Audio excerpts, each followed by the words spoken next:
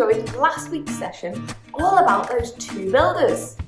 This week we're learning about a sower, and we'll find out more about that later. We've got our usual chat with Kat, we've got Malcolm and I doing a bit of a challenge, and we've got Claude reading from the Bible. I wonder which friend he's going to bring along this week. Let's find out now. See you at the end. Good morning, everybody. It's Claude here. Hello. It's also Liam. Say hello again, Liam. Hello. He's here today to read the Bible story with us again. Now, next week we're going to have a very special friend coming to stay, aren't we? He's going to come and read the Bible story too. But this week it's just me and Liam. Are you listening? Okay. The story today is called The Story of the Seeds. This is a story Jesus told. Up and down the field went the farmer. He threw seeds to one side and more seeds to the other side. Some seeds fell along the path where the soil was hard. Straight away, the birds came and swooped down and grabbed them. I think they probably ate them. The farmer sowed more seeds. They fell on stony ground. Day after day, they started to grow. But it was too hot and dry and stony on that ground, and the plants just withered away and died. The farmer sowed more seeds. They fell among the tall weeds growing at the edge of the field. Day after day, these seeds grew, but the weeds grew faster than the new plants, and the new plants couldn't get enough sunlight, and they died. The farmer sowed some more seeds. They fell on good soil, where there were plenty of sunlight and water. These seeds grew into good, healthy plants. This is what the farmer did. Wow, that's a really good story today. I've been learning how to grow plants, water them and look after them. Well, have a nice week, everybody. See you next week. Bye! Hey folks, welcome to this week's Chat with Kat. We're thinking about the parable of the sower this week, aren't we? So I wonder if you can remember the 4 different types of ground mentioned in the story. What have we got? We've got the path, we've got the rocky stony ground, we've got that ground that's got the weeds and the thorns, and we've got the good soil as well. Well done if you could remember all 4 of them. Now, we know that when Jesus tells a story like this, that there is a hidden meaning to it, isn't there? This isn't just a story about how we're going to plant our seed. So I've got a model here of the things that he said to try and help us unpack it. Now, it's really wet outside, so I wasn't going out to get mud from the garden. So our ground, our soil here is pink sand. So just go with it, yeah? So let's start. We've got the seed first of all, don't we? Now Jesus says that the seed is the word of God. So the seed is Jesus' teachings, and the soil is different responses to the teachings of Jesus. Now by this point, Jesus is causing quite a stir, and people are responding to him in lots of different ways. There are people that are rejecting him, they don't want to know him. There are people that are amazed by what he's doing. There are others that don't think he fits how the perfect king should be. There are others that have given up their job to follow him. So there's lots of different responses already that we're seeing in the Bible of how people act towards Jesus. And when he tells the story, he gives us a bit of an understanding about why people respond in different ways. So let's sow some seed. The farmer sows it, some falls on the path, and the birds take it away completely. What's that about? Well, that's describing the type of person who rejects Jesus outright. They don't want to know. They are switched off to God. They aren't interested, and they have decided before even hearing the message of Jesus that it's not for them. Maybe you know someone like that. I know a couple of people in my life who've just decided, no, I don't want to know. Then we've got the rocky ground. Now, when the seed falls on that, it does grow, but the roots can't get past those rocks. The roots can't go deep, and so the plant withers away. That's describing the type of person who hears Jesus' message and likes it, but it doesn't really go very deep with them. It just sits on the surface. So it doesn't take root and eventually just fades away. The message of Jesus in their life just goes. Now, you and me know that if we belong to Jesus' team, then it's something that we want to do for life. It's a lifelong thing. It requires perseverance and digging in and going deep. But these people, their response isn't one that is deep. It's very shallow, and eventually that relationship with Jesus, that understanding, that listening fades away. Then we've got the thorny, weedy ground. The seed is sown there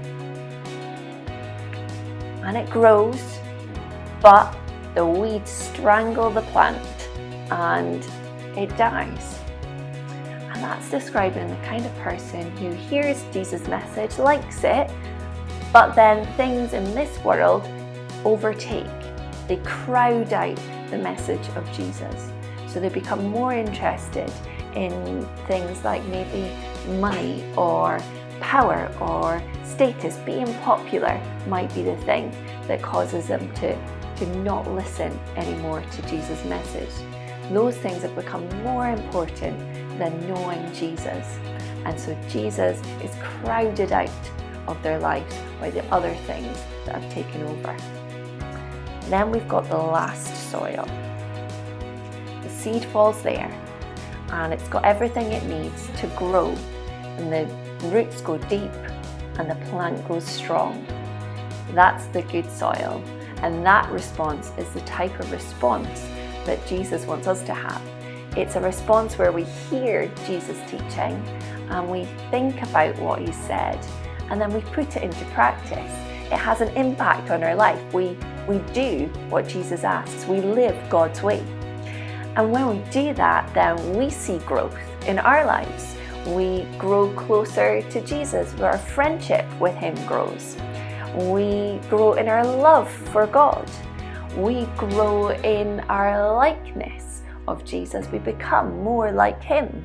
We think and do and say the kind of things that he would.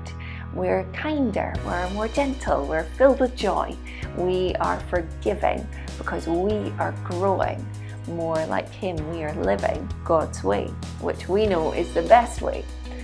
So the way that we grow is by listening to Jesus' teaching, allowing it to go deep into our lives and putting it into practice. That's what growth looks like. Now the parable asks us, where are we? Which soil are we? Which ground are we? Are we the path where we've said no to Jesus before we've even learned who he is or what he says? Or are we like the stony ground where the message doesn't really go deep at all? It just sits on a surface level. We hear it, but we don't think about it. We don't do anything with it. It just stays very shallow. Or are we like the weeds and the thorns, where we let the things of this world crowd out the message of Jesus? The things that we hear our friends say or in the media becomes way more important than what Jesus is saying, and he doesn't get enough of our time or attention. Or are we like the good soil, where we think and we hear and we do and we allow that message to have an impact on our life?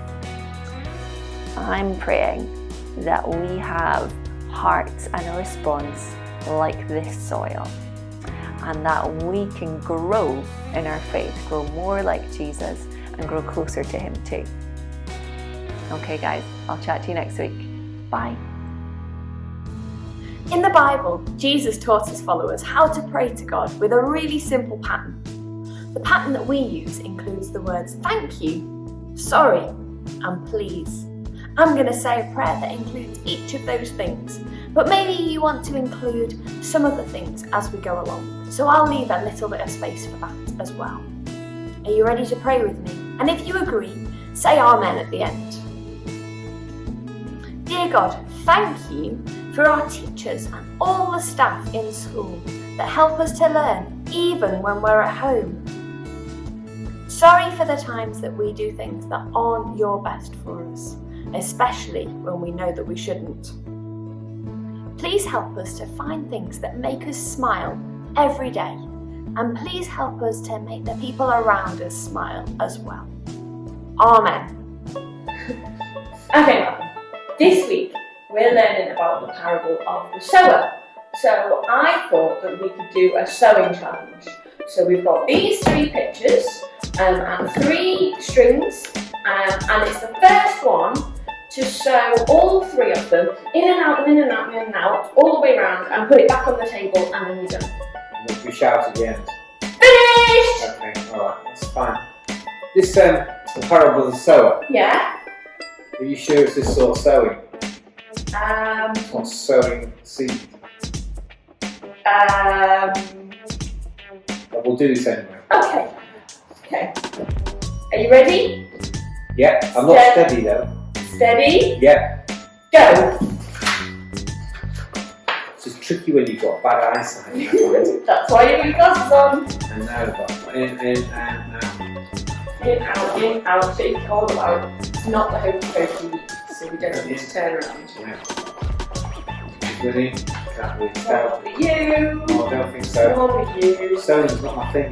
I did bring a prize this week, Malcolm, because you got really upset that we didn't have one last week. I wasn't upset, just upset I didn't win it. And what about maybe you can win this week. This one's not going well. Oh no, I think I'm slowing down, I'm losing my track.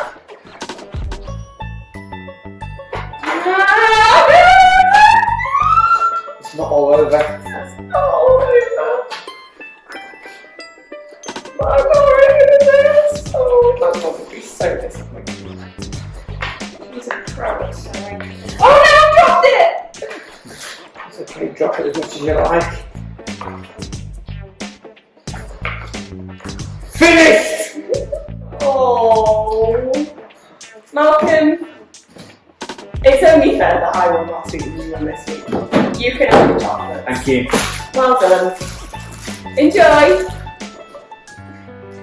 So this week has been all about growth, hasn't it? We've been thinking about the parable of the sower. We've been thinking about what it is to grow in our faith, to grow in our friendship with Jesus by listening to his teachings, putting them into practice.